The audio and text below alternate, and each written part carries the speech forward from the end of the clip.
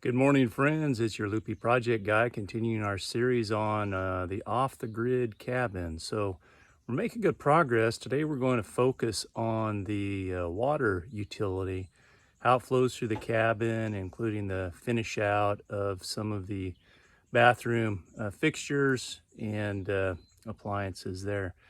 So first off, we start off as we usually do, taking a look off our back porch, looking over the river. Unfortunately, it's a very hot, dry summer down here in Texas, so the river is actually about stopped flowing, but we'll be back to normal hopefully before soon.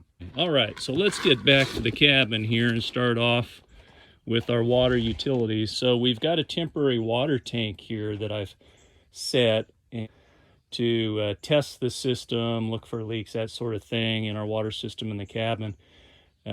This is just a small tank. I got a Tractor Supply a few years back and had it available to put here to test. On next week, we'll be having delivered a 2,500 gallon water tank. That tank will sit in the same vicinity, and it will be a rain harvesting tank. So we'll have gutters on either side of the cabin, and all the rain that we have in this area, which is normally about 35 inches a year, will feed that water tank and should be meet all the water demands for this small cabin and the potable needs required to support people staying in the cabin. So the water comes in a line here that I'll show you in a moment, enters the bottom of the cabin. It's important that any of these exposed lines eventually are insulated or buried. I try to bury them as much as I can. The water line then comes in here, goes through a check valve. This is a small, fairly inexpensive pump. It was about $150 that I got, and serves the purposes of this cabin very nicely with a small pressure tank. And that allows a pressure reservoir of water to be available, so the pump isn't having to meet the demand constantly.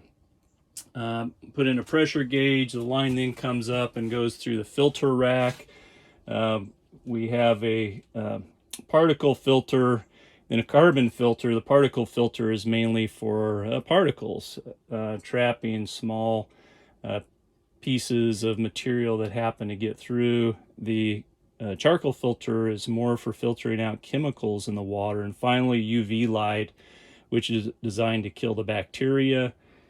We then go through our header system, which is all the PEX that I shared with you previously, that goes to the different appliances throughout our water system that are labeled here. We also have a propane water heater. I haven't hooked it up yet. Unfortunately, we haven't needed hot water yet, as warm as it is at the moment in Texas, but I'll get that going in the next couple of weeks. So that's our utility room water system. I've shown you the electrical system previously, so we'll move on inside now and show you where the water goes and how it supports the cabin. So the first thing I'll share with you is I did elect to put in an outdoor shower, and I put this small privacy wall here, and really pleased with how it turned out. I just used some extra roofing material that I had left over from the roof and installed it here. And this provides a privacy wall to those taking a shower outdoors. And, it turned out nice. Just formed the tin around the edge of the 4x4 here so it protects that wood, and used a hammer to set the tin and bend it to shape. And the cap on top also turned out nice. Same thing, hammered it down the edge of the wood to form the 90-degree angle that hangs over the wood. Then the rest of the privacy will be provided by the water tank that will sit here, and it will be about 9.5 foot tall, so it'll provide plenty of privacy to those who choose to use the outdoor shower facility. Of course, looking out the other direction from the shower is the river, so no access for individuals to be able to see somebody from that direction. So we look back here and you can see the shower handle and the shower head itself here. So that's one of the utilities that we use for it. Now we're going to be entering the bathroom. We also are big fans of these key locks. The punch electronic locks that are very nice, where you can change codes and make it available to friends or guests and then change the code after they leave. So we put those both on the bathroom door and the main entrance over here. So walking in now to the bathroom, you can see it was finished out with all this old beadboard that again is all reclaimed wood that came from the ranch house on the property, and very pretty and turned out nice and kept the bathroom nice and light. The trim was also reclaimed wood that I just cut it to size. It's about 3-inch trim on the top and about a 1-inch trim around the baseboards to give a finished out look. Of course, the commode, a standard commode, standard size back here. And we'll come back here in the corner and flip around, and you can see the vanity. We just purchased an inexpensive unit from Lowe's that actually fit in here quite nicely and fits the theme. Same with the mirror. Then you continue looking around. We had installed, still need to do a little bit of staining work on the wood there to help it blend in. And the shower. And again, I went with a tin shower here. I just made this out of roofing materials and gave it a really neat industrial feel and blended in nicely with the roofing that we got that was reclaimed off of the old shed in the area.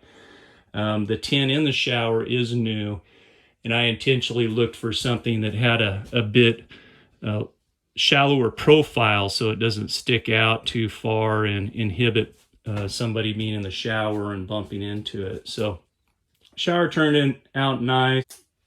And the last touch in the bathroom is a vinyl flooring. We did go with a really high quality vinyl flooring. Of course, the vinyl is 100% waterproof and does a nice job in a bathroom for protecting the floors. So very nice, light, airy completion of the bathroom here. Pleased with how it turned out. Okay, so that is primarily the water system. You'll see I still have to do a little work on my outdoor kitchen. There will be a cabinet here and some cupboards up above, and that'll be the final part of completion of the water system. But everything tested fine, worked out well. We do have running water in here.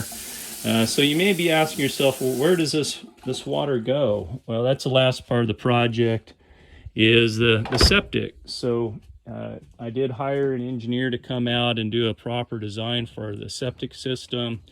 And the septic system, the drain comes under the floor here outside of the cabin, underground, and you can see the pipe temporarily in place. Hi, Risa. Where the line will fill to a septic tank, and then I will cut a drain field out in this meadow so the water, the used water will seep into the soil and actually provide nutrients to the soil while getting rid of the liquid side of the septic. And of course, septic will be treating it to try and have bacteria consume the solids, but eventually we'll have to have that pumped out. But that's where the waste all goes. I think that's it for this morning, everybody. I hope you enjoyed this video. If you did or you have any questions, let me know. But until I see you next time, please give me a thumb up. This is the Loopy Project Guy, and God bless.